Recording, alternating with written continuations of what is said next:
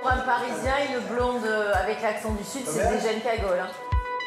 J'avais en tête l'image familière d'une typologie de femmes qu'on rencontre généralement dans le sud de la France. Souvent trop blondes, ou trop brunes, ou trop rouges. Multicolorées, embijoutées jusqu'au bout des ongles, voulant briller du nombril à la paupière. Toujours à la pointe de la féminité, coiffée, maquillée, nail arté. Portant des jupes trop courtes ou des décolletés trop plongeants pour dévoiler une peau trop bronzée, trop grande gueule. Tu me fais un café, s'il te plaît? Trop tatouée. Je vais me faire tatouer une clé de sol. Trop perchée. Je suis pas très grande et c'est génial parce que je peux porter des talons de 25 cm. Trop tout. Les bijoux, ça va être, comme on dit à Marseille, du Saint-Doissy-Bag, par exemple. Un superlatif de femme qui rappelle aux autres que trop n'est jamais assez. On a le droit de montrer son cul, de montrer ses seins et de faire ce qu'on veut. Une féministe qui s'ignore ou pas, en tout cas, qu'on définit dans mon ascenseur d'hôtel à touristes de mauvais genre et d'allure vulgaire. J'ai voulu comprendre ce qu'elle tentait véritablement d'exprimer derrière cette envie incontrôlée de se faire plaisir à tous les étages en envoyant souvent valdinguer les règles du soi-disant bon goût.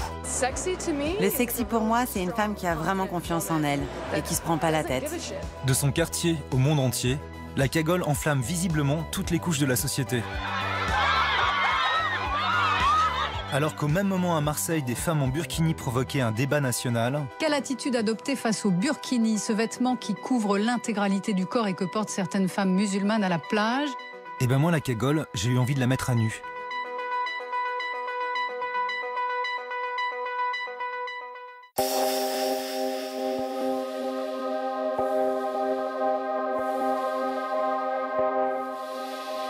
Je commence par Marseille, berceau de la cagole. Je sillonne les rues, je scanne les filles et je m'arrête sur chaque détail, à l'affût du moindre signe extérieur. J'arrive dans le centre historique, le quartier du Panier. Je suis Marie sur son scooter, une vraie Marseillaise. Quartier du Panier, mon quartier natif. Je suis née là, ici, en plein milieu. Jean déchiré, blouson à clous, casque glitter. Elle fait ses brushings dans un salon avec des séchoirs à cheveux roses, devant un chihuahua sur un fauteuil tigré. Elle a une grande gueule. Je pense que tu es obligé de l'ouvrir. Style, admettons, demain je sors avec une robe qui est fendue jusqu'en bas du dos, elle est jaune fluo, demain on va me dire « Ah, tu t'es vu le canari ?» parce que ça c'est Marseille, hein. Tu vois, tu es obligé de te retourner et d'insulter, direct. Voilà. Je tiens une piste.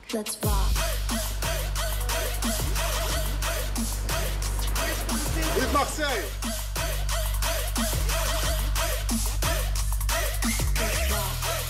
Qu'est-ce que c'est pour vous une cagole? Une cagole, c'est une gonzesse un peu légère. Que légère? Enfin légère quoi, elle va avec eux, elle va avec l'autre. Ah, c'est une fille facile, une cagole voilà, pour vous. Voilà. Ah, c'est ça pour vous la cagole? Ouais, pourquoi? Bah, comme ça, pour savoir. Si on te dit, ouais, tu es une cagole, qu'est-ce que c'est? Une cagole, ben, ça veut dire que tu es bonne à rien. Moi, je vais te dire la moneuse, mais ma collègue, qui n'est pas de la même génération que moi, ben, elle va te dire c'est une bonne à rien. Et après, ben, tu as la cagole de 30 ans, où je vais un peu me définir moi, c'est-à-dire qui aime la mode, qui aime tout ce qui est couture. Je suis fan de lunettes, j'ai à peu près 100 paires de lunettes. Mais je mets que des belles lunettes, je mets que des marques. Tu peux avoir de la Ray-Ban camouflage, premier truc. Après, tu peux avoir, je sais pas moi, des Jean-Louis Scherrer d'il y a 15 ans. Mes lunettes de vue, par exemple, des très vieilles Dior. Après, les sacs, pareil, adeptes du Zadig et Voltaire, donc on a de tout, tu vois. La pochette, le petit truc. Après, tu vois, tu peux te trouver un petit sac Missoni comme ça, qui est très sympa aussi, qui va bien avec ça, tu vois, j'adore. C'est trop beau. Un beau sac Céline. Tu vois ce que je veux dire? Un peu brillant, mais parce que c'est un modèle quand même c'est le premier modèle. Hein. C'est un truc qui sort des Champs-Élysées. C'était le premier lancement du sac. Donc il est en plus collector. Oui, je brille aussi en été, hein, quoi qu'il en soit, mais je vais pas être en fluo, je vais pas être en jaune, je vais pas être en vert, voilà. Je mettrai pas la chaîne autour du ventre, la chaîne autour de la cheville, la chaîne de poignet. Tu vois, je me ferai pas la banane avec la pêche de couleur et stop et fin. Et quand la cagole marseillaise n'a pas les moyens de se payer un collector chez Céline, elle peut se lâcher à bon marché dans le centre-ville. Je me balade dans la rue de Rome, les boutiques s'appellent Pin-Up, Chic Nana, So Cute, comme elles auraient pu s'appeler Too Much. Comme la cagole, les vitrines cherchent à être vues à tout prix. Les devantures racolent, celles qui veulent briller. Les baskets comme les escarpins ressemblent à des boules à facettes. La tongue et la mule se vendent en collection joaillerie. Du sac à main à la coque de téléphone, de la culotte au soutif, tout doit péter. Je rencontre Magali. Elle coche toutes les cases, du chouchou au talon compensé, de la tête aux pieds. Elle aussi fait tout péter. Je vais demander un truc vite fait. Salut, je voulais te demander le disque Sweet Smoke Just Box. Il est à vendre? Non, c'est de la déco. Ah, j'ai mis jeune, j'étais sûre. Au début, c'est de la déco ou il est à vendre? Tu connais pas? Non. Ça, c'est doudou, doudou, dada, doudou, doudou, da. Ah, tu connais, voilà.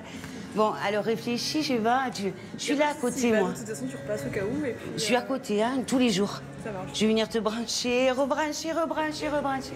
OK? D'accord, à plus tard. Ils achètent tout, en fait, les pompes. Alors, c'est tout des chaussures à 2 balles, hein, je vous le dis. Hein. Alors, ou des fripes, ou rue de Rome. Parce que franchement, pour faire une saison ou 2, tu te régales. Il y a combien de centimètres là-dessus, là? Alors, fais voir celui-là. On dit quoi, 18? Ah, voilà, 16. 16, on n'est pas à 19, hein? Bon, mais à 16, pas que pour faire la maline, comme ça, dans les salons. À 16, dans la rue, à Marseille, dans les pavés. Oh. Ah. La vraie cagole. Tu retirais pas au boulot avec du ça. Mais c'est moi. Bien sûr que je suis au boulot comme ça, l'hiver. Secrétaire médical, Mais bien sûr, et je travaille même avec des petits-enfants, le pédiatre et les parents. Mais je suis tout à fait correcte. Ok. Et t'as jamais eu de réflexion au boulot? Non. Je suis comme ça. J'aime me maquiller le matin, j'aime m'habiller le matin. Oui, c'est mon petit costume, parce que c'est ma façon d'exister. À 7 ans, je voulais déjà les bottes en plastique, compensées avec le talon en caoutchouc blanc, là. J'avais ça. Ah, je sais pas, moi, 9 ans. Ouais, ah ouais. J'étais trop contente. Bon, j'ai toujours aimé. T'as quel âge, toi? J'ai 50 ans. D'accord, ok. Ah, j'ai 50 ans. Mais pourquoi? T'as pas de problème avec ça? Genre... Non. Quand j'avais 36 ans, je disais que j'en avais 40. C'est bien, je suis toujours un peu plus mûre. J'accompagne Magali à un concert. Je suis collé à ses 19 cm. Elle se balance dans une robe rouge qui appelle le regard.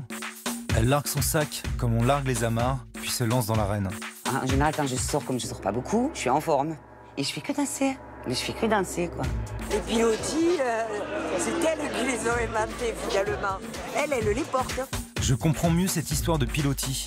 Perchée sur ses 19 cm, au milieu de la foule, je ne vois qu'elle. L'homme qui la prend dans ses bras s'appelle Papedji. Il est l'un des membres d'un groupe emblématique de la scène alternative marseillaise des années 90, Massilia Sound System. Ici, regarde, c'était une usine.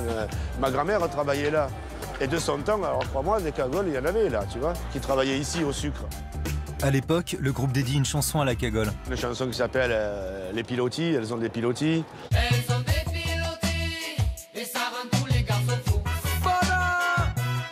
Elles ont des pilotis, elles ont toutes grandi de coup. Les pilotis, c'est, comme son nom l'indique, c'est quelque chose qui surélève. Donc, cette chanson, elle parle des gros talons compensés que portent certaines filles d'ici pour être plus grandes et dominer les garçons peut-être aussi. Elles ont toutes quelque chose en commun, je pense. Ce sont des femmes dont la vie n'a pas été facile, je pense, la plupart du temps au départ, qui viennent de milieux pas aisés du tout, voire très difficiles, qui ont grandi dans une ambiance souvent, je pense, macho, sexiste. Donc obligés de se battre dans la vie avec leurs armes. Et elles ont trouvé leurs armes à travers une idée de la féminité qui est un moyen de dire hey, j'existe et je suis ce que je suis et je t'emmerde.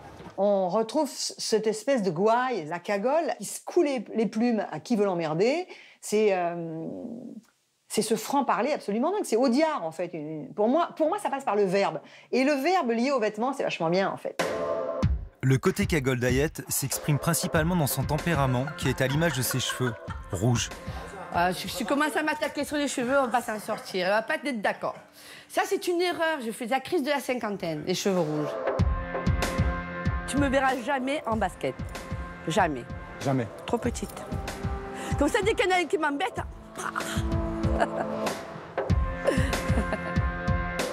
Tu fais quoi dans la vie alors? Je donne des cours particuliers à des enfants qui ont une déficience, une petite déficience. Comme ils sont obligés de suivre leurs activités quand même au même titre que les autres dans la même classe, eh ben je les aide. Voilà, je les aide à être au même niveau que les autres. Je livre des pièces d'hélicoptère aussi, un petit peu dans tous les pays. Voilà, on m'appelle quand il y a une urgence pour livrer une pièce. Je vais à l'Eurocopter, je récupère la pièce et on m'envoie très souvent à Aberdeen en Écosse parce que j'adore ce pays. Dans mes traits de caractère, dans ma façon d'être, si on dit que je suis cagole, ça ne me dérange pas. Par contre, dans ma tenue vestimentaire, oui, parce que je travaille quand même sur ça. J'aime pas comme je suis, j'aurais voulu être autrement. Donc je vais essayer d'être discrète. Une sobriété en revanche, qui se ressent moins sur sa télé et sa décoration intérieure, qu'elle customise comme son chien. Je lui mets des manteaux I love you, je lui mets des laisses, j'adore ma maîtresse. Je la bichonne, eh oui. Mais il y a un côté très girly en fait, même chez toi. Tu mets des strass sur ta télé, il y a la bouche de, je sais pas, Marilyn peut-être derrière, ou je sais pas qui c'est la bouche. La bouche, c'est pas la bouche de Marilyn. C'est la bouche de qui? C'est la bouche que j'ai piquée dans une soirée.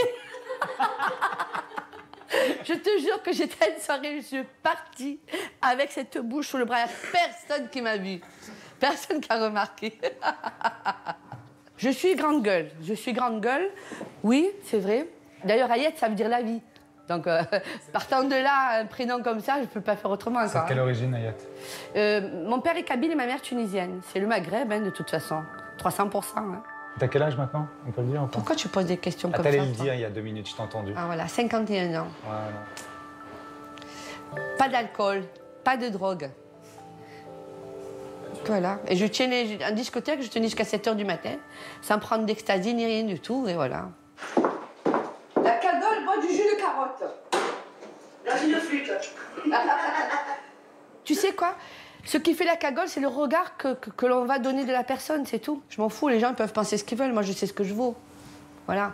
Mais bon, c'est vrai que c'est quand même un peu dégradant. Quand on me dit ça, c'est dégradant. La cagole, ça reste un mot dégradant quand même. Le mot cagole est un mot marseillais qui a été rapproché du mot provençal cagoulot, qui pourrait désigner le tablier de l'ouvrière. Puisque la cagole, à l'origine, ça on arrive à le dire, enfin les dictionnaires le disent, c'était une ouvrière qui se prostituait. On peut faire remonter ce mot au début des années 1900 et même avant, à la fin du 19e siècle. Cette femme-là, elle est généralement dite cagole par les gens de Paris. Ce qui veut dire que pour un lecteur parisien, le mot était compris. Donc, le mot doit exister depuis plus longtemps que la fin du 19e siècle.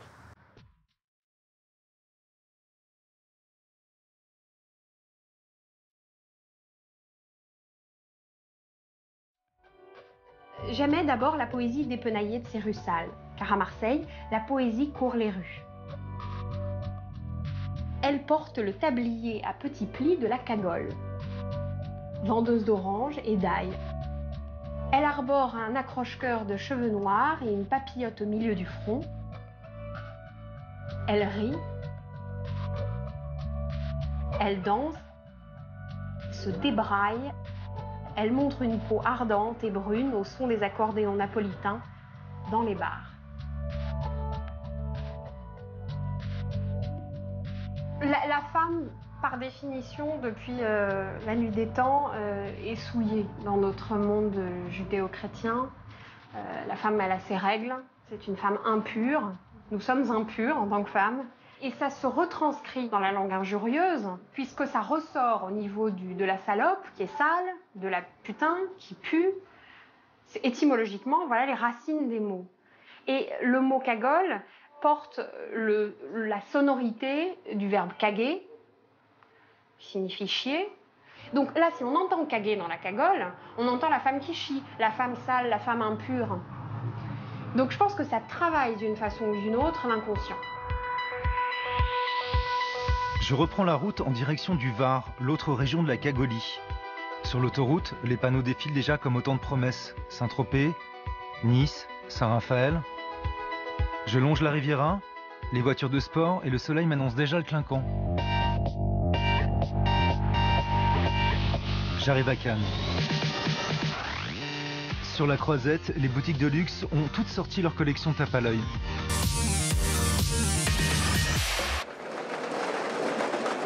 J'aime me démarquer des gens. J'aime pas être comme tout le monde. Je rencontre Laura, elle a une pince dans les cheveux, un t-shirt léopard, une tarentule, un perroquet gris du Gabon, des Yorkshire et des griffes à la place des ongles. Je détecte chez la cagole une grande sensibilité au monde animal. Agitation tropicale, créature astrale. Là, j'aime les animaux, beaucoup. Et alors, les animaux qui sont pas communs, encore plus. Je suis pas quelqu'un de peureuse. Et j'aime beaucoup les défis, j'aime ce qui est étranger à l'homme, entre guillemets.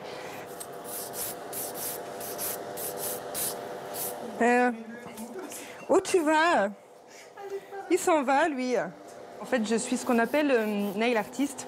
Ça veut dire que toute la déco que je fais est faite à la main levée.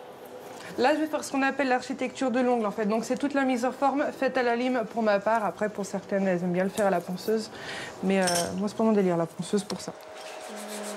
Est-ce que tu danses aussi, c'est ça? Je suis charmeuse de serpent. C'est quoi? C'est genre des performances dans les soirées, c'est ça? Voilà, c'est ça. C'est danser un petit peu avec les serpents, se déambuler dans les soirées, faire un petit peu toucher les gens. Ils posent des questions, on leur répond. Voilà, c'est une animation, en fait. Et c'est quoi cette couleur? Alors là, on est sur un rouge louboutin. C'est la référence donnée par mon fournisseur. Chaque couleur porte un nom bien spécifique.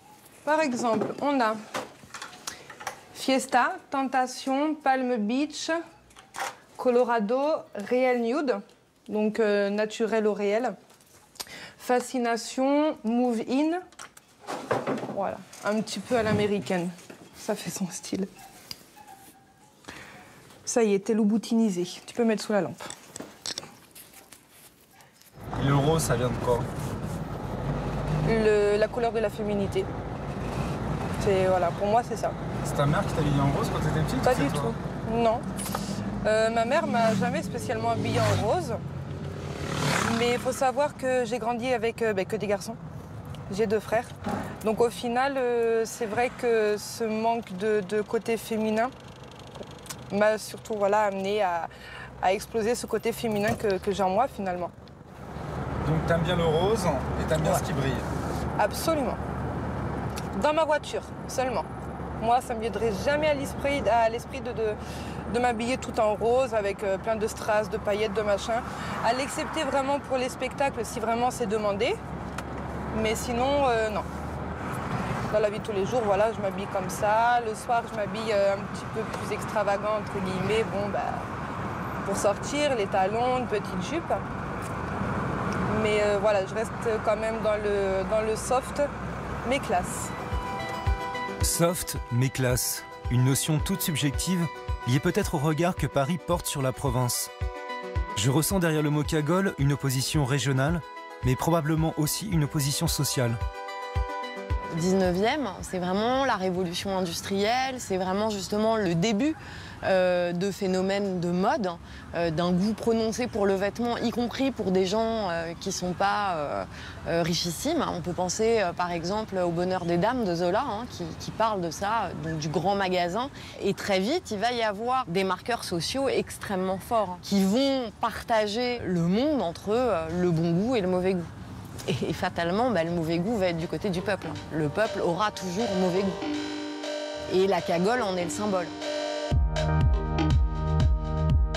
Le bon du mauvais goût, voilà une vraie question métaphysique. Je suis dans la capitale incontestée de la mode et de l'élégance, celle qui impose le protocole.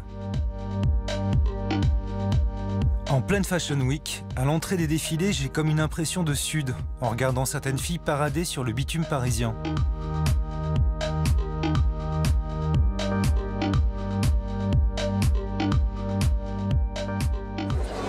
Est-ce que pour vous, les filles du Sud sont plus sexy que les filles du Nord? Je suis une fille du Sud. Je pense qu'on peut être sexy à plusieurs périodes de notre vie, différemment. Certaines chaussures ressemblent aux pilotis de la rue de Rome, les bijoux à des breloques, les sacs à main à du plastoc, l'épicentre du bon goût à de faux airs de cagole. J'évite de dire le mot. En pleine semaine de défilé couture, c'est grossier, voire tabou. Je détourne la question. La différence, la limite entre le sexy et le vulgaire. Mais parfois, vulgaire, c'est sexy. Et justement, c'est ça. Est-ce que la vulgarité peut être sexy? Ouais. Et réfléchissez. Or you are sexy or you're not. It's not a matter of clothes. Sexy is feeling good about yourself. That's really all it is in the end. You know, if you feel great about yourself, you're going to feel sexy. Do you think the Mexican women are more sexy than the French women? In Mexico, you know, it's very hot. We're very spicy, so it's a little bit different. Alors, sexy ou vulgaire? Alors, le sexy, c'est quand tu restes comme ça, et le vulgaire, c'est quand tu te penches. Les femmes libanaises s'aiment bien être très élégantes, sexy, belles. Ils font beaucoup de plastic surgeons, you know. C'est normal. Une fille bien est une fille qui est plutôt vierge, mais qui tire sur des tout petits trucs, un tout petit peu. Le sexy, c'est ça en France. Hein. Ça va être une fille qui se présente comme une vierge, mais sur quelques points, tu comprends qu'elle est complètement coquine. La cagole, elle fait pas du tout semblant d'être vierge, elle fait pas du tout semblant d'être pure ou innocente. Et du coup, c'est un sexy qu'on n'est pas habitué à voir dans des pays latins ou dans des pays catholiques. I think, especially in France, the word vulgar means something very bad. But I think there has to be some sort of vulgarity in everything because, like Diana Vreeland said, it's a spice. It adds a little something. In France, if you show too much breast, if your skirt is too short, if you have too much makeup, it's considered like, oh, you know, it's a bit too sexy. So I think, I'm not saying that French women are not sexy because you have so many beautiful French women, but I think it's a cultural idea. Vulgaire, ça vient de quoi? Le peuple, vulgus, c'est le peuple. Et c'est en effet. C'est une femme populaire, c'est une femme du peuple, c'est une ouvrière. Mais aujourd'hui, quand on entend vulgaire, on pense plutôt jupe très courte et maquillage trop voyant. Vulgarity is, everyone has a different perception of it, but obviously it's always kind of related in a bad connotation. But then there can be a sexiness that's kind of done with a little bit of a strength or a little bit of a, you know, pizzazz. That could also be a vulgarity.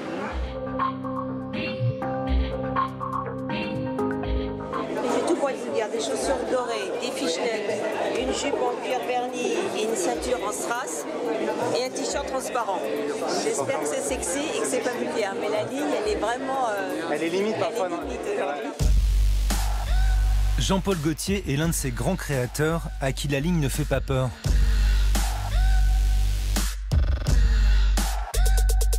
Je ne tuerai que par la vulgarité, je vais vous dire. Je n'aime que ça. Alors là, oui.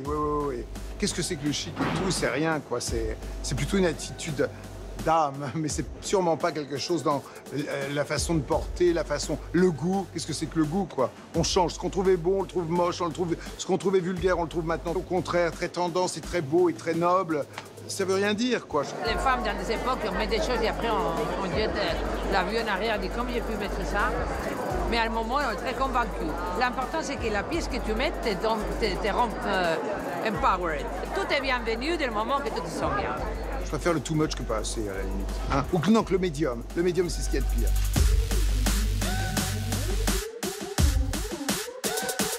Finalement, même ici à Paris, du résil au décolleté, de la chaussure à la nuisette, de la bouche à la lunette, du créateur à la cliente, ça peut déborder. If someone says I'm a caggle, I don't give a shit. J'ai la sympathie pour la vulgarité de ce genre-là, parce qu'il y a une vulgarité faite par les riches qui est insupportable.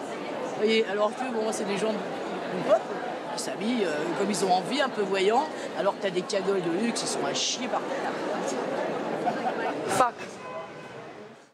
Paradoxe injuste, les gens de la mode ne se revendiqueront jamais comme des cagoles alors qu'elles sont pourtant bien souvent leur source d'inspiration. Sur les podiums, les créateurs revisitent sans cesse l'archétype du soi-disant mauvais goût, sans même parfois en avoir conscience. Une façon élitiste de placer le curseur de la provocation et de la vulgarité, la définition même de la cagole. Et quand on n'est plus dans la citation mais carrément dans la commémoration, la marque ultime, le too much incarné, Philippe Plein. Tout y est. Le créateur se lâche sans pudeur, je ne trouve plus de mots. Les tenues parlent d'elles-mêmes, je ne vois plus de second degré. Respect.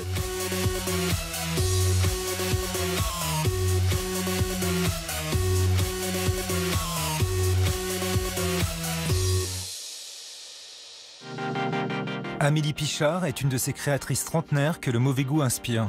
J'ai toujours été très borderline, j'adore le mauvais goût, mais j'aime pas y aller à fond. mais j'aime bien, voilà, bien le frôler.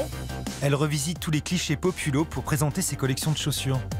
La campagnarde, entre guillemets, c'est ça que j'aime bien, c'est ce côté un peu beauf, vite fait, quoi. C'est du faux beauf, bien sûr, mais voilà, c'est ça. Ambiance t-shirt mouillé et culotte en python, miroir sous la semelle en mode calendrier de camionneur. Je regarde les filles comme si j'étais un camionneur. Voilà, j'aime bien les camionneurs. J'aime bien en fait ce côté très brut. Voilà. Donc je suis un camionneur refoulé. Elle pousse le second degré jusqu'à collaborer avec l'une des plus célèbres playmates américaines, Pamela Anderson. La campagne est confiée au photographe David Lachapelle. Couleurs saturées dans des décors surréalistes, ses photos posent un regard sur la culture pop, tout comme Warhol qui l'avait fait connaître à l'époque. Il qualifie son style non pas cagole, mais glam sex. Ses muses sont Amanda Lepore, Madonna, Britney Spears ou encore Paris Hilton. Elle était un peu étonnée quand j'ai proposé David Lachapelle parce que forcément c'est très fort et très 90 et ça remontre un peu la fameuse image bimbo qu'elle peut avoir. Mais moi je trouvais intéressant de boucler la boucle en fait. Je voyais qu'elle a Malibu avec son image. Pamela Anderson qui est venue à Paris pour parler chaussures, mais aussi et surtout de sa nouvelle vision du sexy. Compassion is sexy. Yes. Compassion is sexy, and we all have a choice every time we buy something to buy something that's good for the environment and good for animals and good for just being kind to people. I think that's what we really have to promote in the world is kindness amongst one another.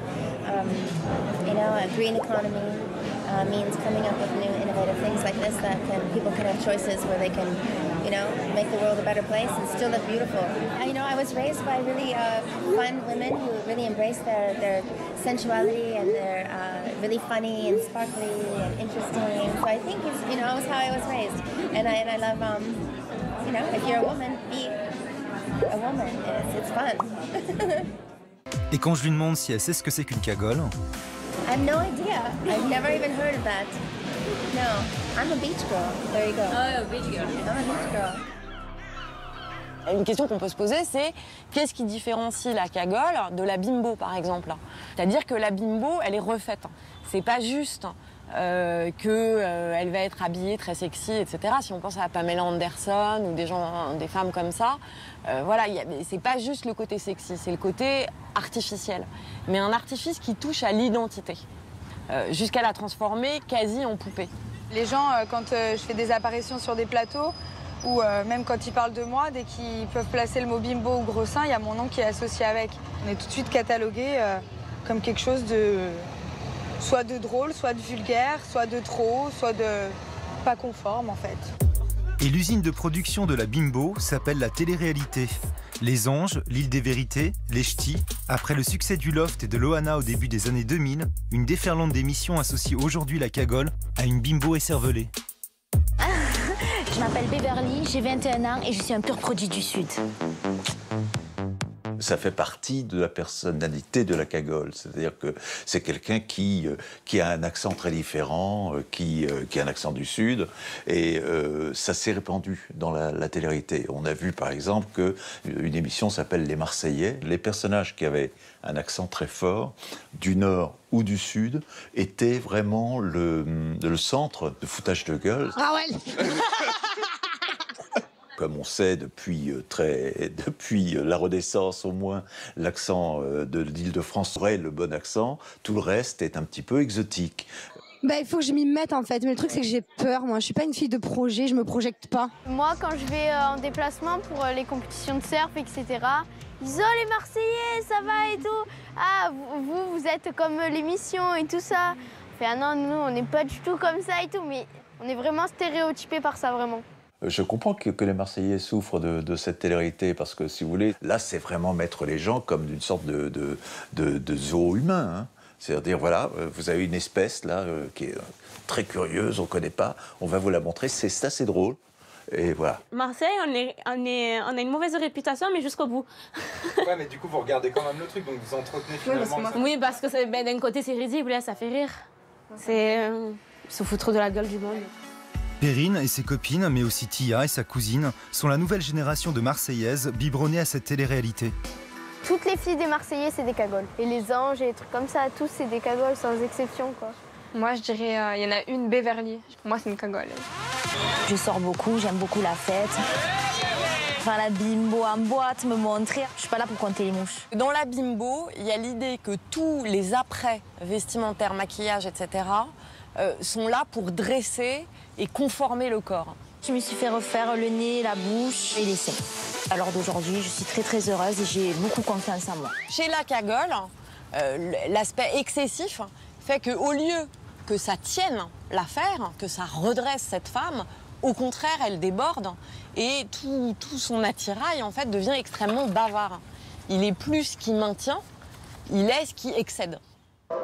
Et c'est justement cet excès de sincérité et de spontanéité qui nous la rend attachante, cette cagole, jusqu'à devenir pour Agnès, Cécile, Jackie et Lidvine l'étendard de leur féminité. À la fin des années 90, elle crée les cagoles de l'OM au sein du MTP, un club emblématique de supporters de l'équipe de foot marseillaise. La panoplie de la cagole devient le passe-droit pour affronter un milieu essentiellement masculin à l'époque. Les initiales du MTP se déclinent désormais au féminin et deviennent les Marseillaises trop puissantes. Quand on a lancé ça, on s'est rendu compte qu'en fait, c'était très féministe. Oui, ça c'est sûr. On s'est imposé au stade. La première fois qu'on a débarqué au stade en cagole, c'était mitigé. Il y en avait la moitié qui nous prenait au premier degré et qui disait c'est quoi ces cagoles et les autres qui rigolaient. Et ça leur a plu quand même, hein? Oui, ça leur a plu. C'est pour ça qu'on leur a montré qu'on peut avoir du caractère, qu'on peut avoir de l'humour, qu'on peut... Dans un monde de mecs, ouais. C'est ça les féministes aussi. Comme un garçon, je mets des crampons. Comme un garçon, je me m'affronte. Comme un garçon. On appelle ça en anglais de l'empowerment. Il y a l'idée qu'on prend le pouvoir, on transforme quelque chose en soi qui devient arme de pouvoir alors que c'était une impuissance à l'origine. Les exemples types, c'est la salope, les 343 salopes, le manifeste. C'est récupérer ce mot qui est quand même avilissant pour en faire une arme. Et c'est une arme de dire, moi j'ai le droit de dire ce mot-là. Moi j'ai le pouvoir sur ce mot-là.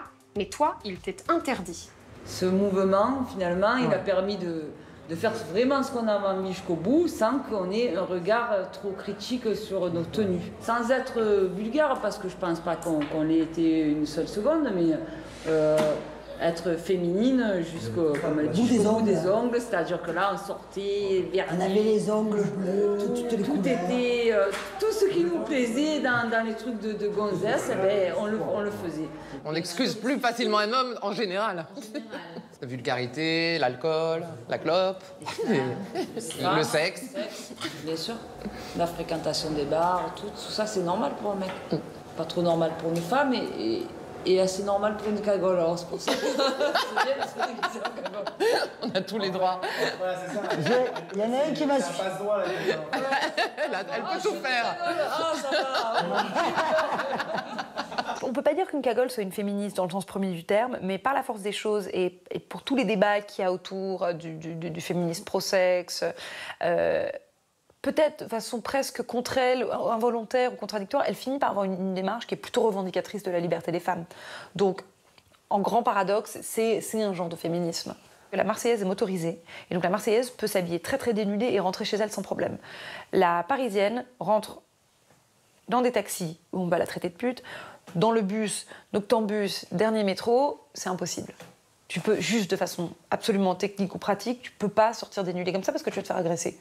Donc ça, c'est la liberté d'une fille qui se déplace toute seule. Heureusement qu'elle a la chaîne, sinon je t'entends pas, comme d'habitude. Oui. Si elle n'est pas là, tu peux sonner jusqu'à demain, je te le dis. Elle est là, ma cagole. Ma chérie. Viens. Vois. Allez, Charlie va monter, elle est comme nous. Elle fait pas ta postérieure plus lourde que la tête. Est-ce que c'est dur de se promener sexy pour une femme? C'est très dur parce que il y a beaucoup de personnes qui confondent la femme sexy et la femme... Enfin, ils associent une femme sexy à forcément une fille facile. Voilà. Et pourtant, comme on dit, l'habit ne fait pas le moine. Donc, c'est pas parce qu'une femme va être sexy et toujours maquillée et toujours apprêtée qu'elle va être forcément... facile. Bonne. Ceci dit, si une femme a envie d'être facile, c'est son droit aussi, quoi. Moi, j'ai ce souci-là, de ce regard... c'est une pute, on comprend dans le regard, quoi. Ouais, c'est ça. La première fois que je l'ai vue avec sa fille, d'ailleurs, on aurait dit deux sœurs, c'est beaucoup tape à l'œil, parce que de suite, c'est la grande blonde, beaucoup maquillée. Si je devais te relooker, je t'habillerais autrement. Non, mais c'est vrai. C'est vrai. C'est marrant parce que moi aussi, si je devais te rouler. Mais oui, mais bien sûr. Autrement. Mais oui, Là, je vais je rouler me sur moque. rouge. Attention, non, mais là, les cheveux, faut pas en parler, c'est une erreur. C'est une erreur. Mais ceci étant, tu es une belle plante. Tu es une femme qu'on regarde, tu es une femme qu'on remarque. Donc effectivement, après, il y a des gens peut-être qui vont dire c'est une cagole. À la mesure où tu montres, tu es une cagole. Au point même que dans certaines hautes sphères parisiennes, le simple fait de porter une jupe pourrait presque faire passer certaines ministres pour des cagoles. Encore au Parlement, une femme arrive avec une robe, elle se fait siffler parce qu'elle a une jupe. Monsieur le Président, Allez, écoutez. Mesdames et Messieurs les députés, mais surtout Messieurs, visiblement... La ministre est en robe, Fromentin. voilà qui suffit à déclencher un brouhaha, fait d'exclamations sarcastiques. Elle était très belle d'ailleurs, Madame Dufaux, ce jour-là. Elle avait une très belle robe, elle était tout à fait souriante et sémillante, et tout d'un coup, elle a piqué son phare. Madame Duflot est une jolie femme. Moi, j'aime les jolies femmes avec des robes. Elle était en robe, je la trouve mieux en robe qu'avec un blue jean. Audrey Azoulay, le nouveau ministre de la Culture, à chaque fois qu'elle est présentée, on rappelle la très charmante ministre. Mais quoi très charmante? On ne peut pas me dire d'où elle vient, ce qu'elle a fait, elle vient d'arriver. Mais ils vont toujours mettre ça en avant, qu'elle est jolie, qu'elle est plutôt chic. Au Conseil des ministres, Aurélie Filippetti et Marisol Touraine sortent la petite robe noire. Fleur Pellerin a tenté la soie carmin. Le glamour en politique, c'est fini. Aujourd'hui, elles enlèvent leurs gants de velours et sortent les griffes. Oh, ça suffit, là. Mais qui c'est qui s'est fait Écoutez, ça enfin, franchement... arrêtez, quoi. Je suis pas une poule, hein. C'est bon. Mon propos, pendant que je parlais de la parité, c'est qui cette nana? Faites un rappel à l'ordre, Madame le Président. C'est Madame la Présidente. C'est dur d'être féminine, en règle générale dans la vie, d'assumer sa féminité. À cause de la mentalité d'aujourd'hui, oui, c'est difficile. Parce que les mentalités, au lieu d'évoluer, elles ont régressé. Et c'est vraiment dommage, quoi. On est en 2016 et finalement, au lieu de s'ouvrir, d'avoir une certaine ouverture d'esprit, ben, finalement, on se renferme. Donc oui, c'est difficile. On est très très vite catalogués pour rien. Surtout moi, la première qui suis danseuse. On est des filles faciles, on est des, désolé de mon terme, mais des putes. On nous voit comme ça. Alors que tu as juste envie d'assumer... Ah oui, mais par contre, j'assume. On peut me traiter de tout et n'importe quoi. J'en ai rien à cirer. Je suis à Cannes, pendant que dans une boîte de nuit, Laura se fait tatouer une clé de sol avec les ailes de son ancien perroquet mort. Je me balade avec la caméra et je m'arrête sur chaque détail. Chaque tatouage, chaque décolleté, chaque robe moulée. Les vernis à ongles des filles comme le balancer de leur cul me sautent aux yeux. Je vois toute une génération de nanas bercées au son et aux clips vidéo d'une Nicki Minaj, d'une Rihanna ou encore d'une Beyoncé.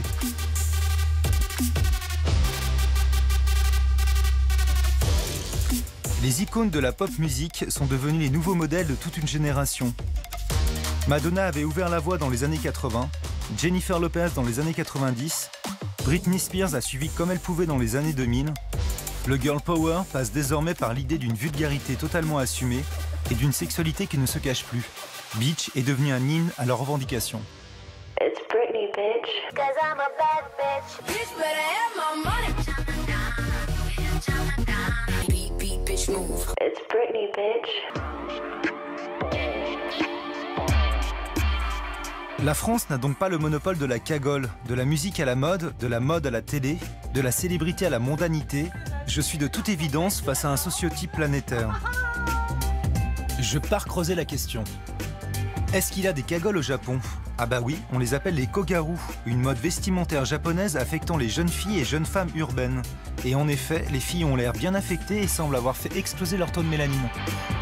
Une autre cagole du Nord, la Essex Girl du comté de Essex en Angleterre, au sud de Londres. Victoria Beckham, dans le genre, elle a eu son époque aussi. Mais apparemment, elle tweet qu'elle est fière, donc tout va bien. Finalement, la cagole, c'est un concept qui est universel, parce qu'en Roumanie aussi, la cagole existe, on l'appelle pitipoanka là-bas. Pitipoanka, siliconată, strigând machiată și retușată, pitipoanka.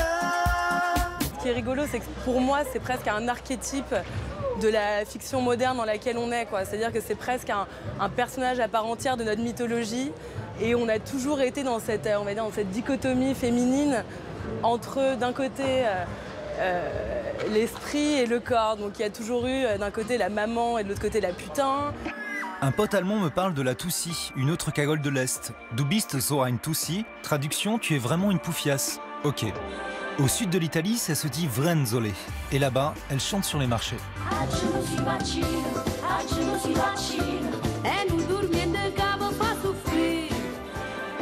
Aux États-Unis, j'avais le souvenir d'une Jersey Girl de l'état du New Jersey. Encore au sud, mais de New York cette fois. Mais le véritable mot qui le rapprocherait le plus de la cagole serait Uchi. Et en effet, quand je tape Uchi, ça colle aussi. Je décide de partir au sud de l'Europe, direction Madrid.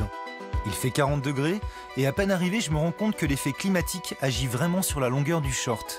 Ici, toutes les filles, ou presque, se trimballent en mini. On est à la limite du cache-sexe, les fesses dépassent et s'exhibent sans aucun complexe. Effet culturel ou globalisation, en tout cas ici on ne dit pas cagole, mais choni. Choni, pues que te gusta el leopardo, que te gusta... Mira, como esto, muy malamente porque voy un poco fina, no apto para zorra.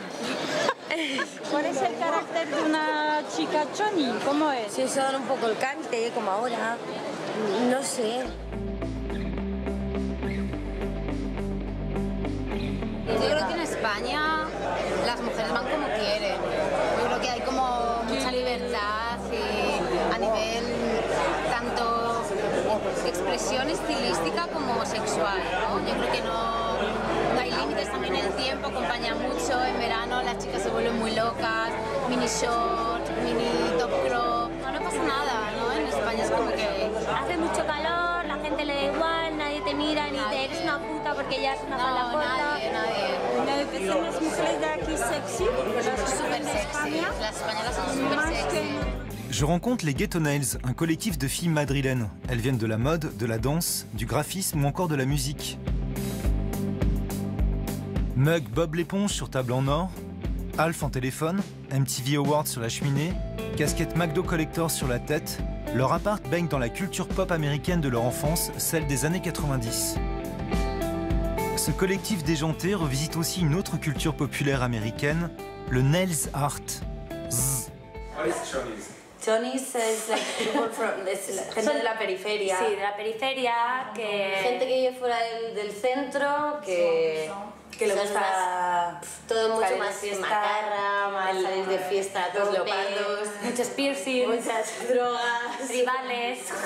They don't want to go to school, they don't want to go to work, they don't want that. They just want to be smoking all the time. Smoke and drink and smoking joints. The partying.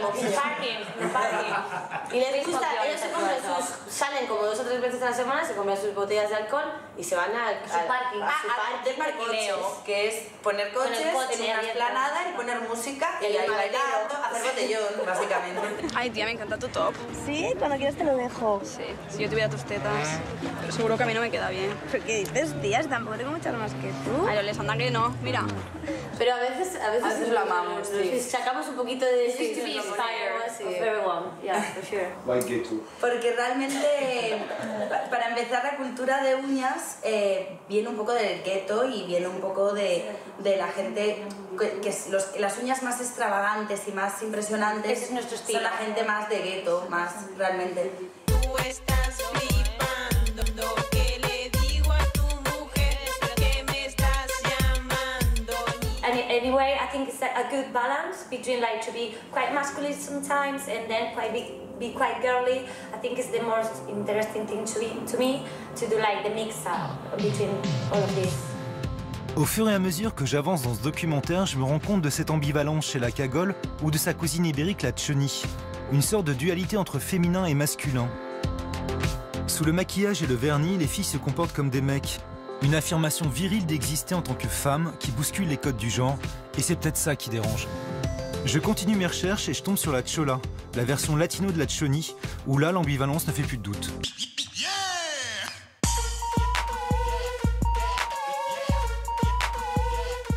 Oh, this bitch. Okay, first of all... No, bitch, no, you don't got this.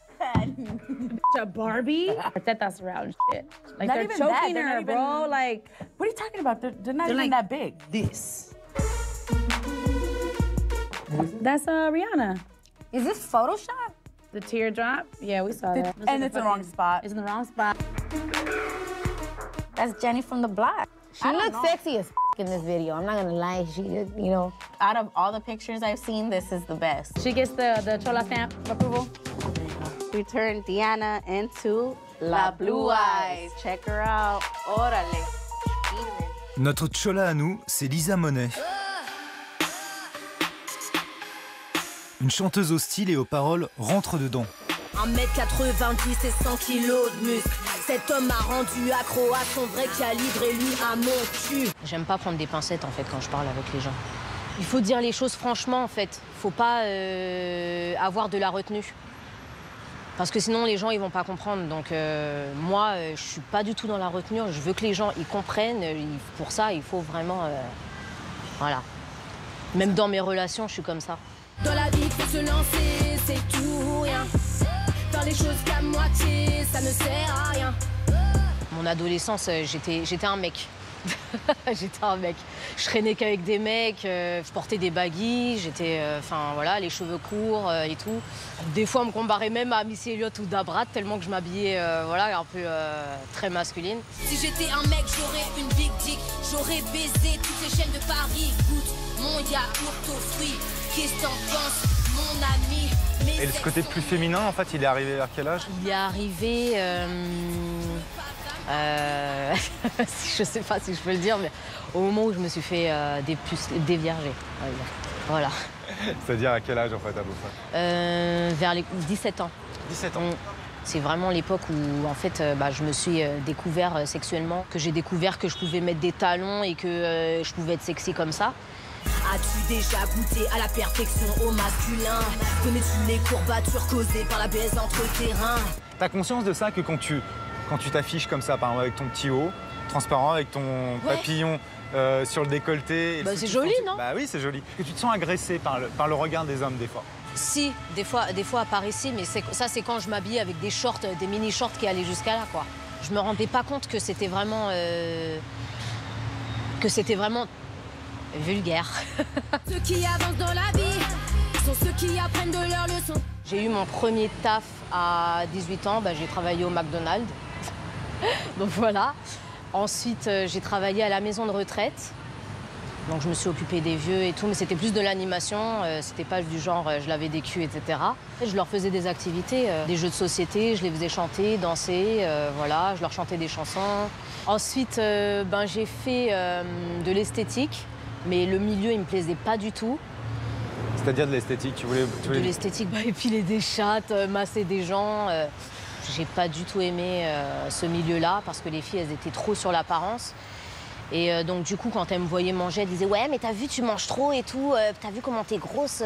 Je sais pas quoi, t'as pas honte. Moi, j'aime pas les gros culs et tout. » Je dis « Bah, t'aimes pas les gros culs, moi, j'aime bien. » Eh ben non, moi, je suis pas refaite. Mais toi, je t'aime si t'es métisse aux yeux clairs. Moi, ce que je veux, c'est que les mecs, ils arrêtent de se foutre de la gueule des meufs, c'est tout. Oh, coucou. Tu vas bien? J'adore les chiens, j'adore les animaux. Toujours des talons? Des talons, ouais. Moi, je suis petite, hein. T'as vu, moi, je fais 1m57. Hein. Ah oui? Nicki Minaj aussi, elle fait 1m57. Mais je porte aussi des Doc Martens. Hein. Des fois, il y a encore mon petit côté mec qui revient.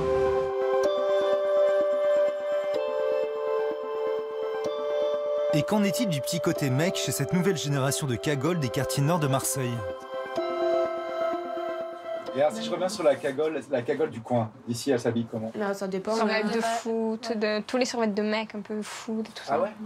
Mais bon, après, moi, je généralise pas parce qu'il y a des filles, elles vont aimer s'habiller comme ça, mais ça veut pas forcément dire qu'elles vont être vulgaires. Pour moi, c'est celle, ça va faire. Qu'est-ce que pourquoi tu me regardes comme ça? Ferme ta gueule. C'est vraiment le fait qu'en fait, à tout moment, elle peut vous agresser pour rien dans la rue. Elles sont obligées de s'endurcir et pour se trouver une espèce de distinction, en fait, il faut qu'elles trouvent une solution. Et donc, je pense que celle qui se met un jogging, etc., d'une certaine manière, elle se planque un peu. C'est comme un uniforme, voilà. Elle se met comme un uniforme. Ce qui est dommage, c'est qu'il y aurait d'autres solutions. Mais on voit bien que c'est pas si évident. Il y a un pourcentage qui est sorti il y a de ça quelques temps là dans la presse, qui disait qu'une écrasante majorité des hommes en France trouvaient que le violeur avait des circonstances atténuantes si la fille était habillée de façon sexy. C'est complètement dingue. Donc, je pense que ces filles, elles vivent ça d'une manière très fortes. Peut-être pas parce qu'il y a plus de viols là où elles sont, mais parce qu'en fait, le climat de violence est beaucoup plus palpable. Et donc, elles se protègent, elles s'endurcissent. Ça va bientôt être celle de Neuilly qui va s'habiller en cagole, parce que ce sera la seule qui pourra. J'étais parti avec un vieux cliché d'une femme du sud de la France et je repars finalement avec une fille en survêt des cités des quartiers nord. La cagole a donc muté et ses tenues se sont bétonnées, tout comme son environnement. De femme objet, elle est devenue femme sujet. Pour une fille qu'on dit facile et légère, je n'imaginais pas à quel point elle serait aussi complexe à aborder.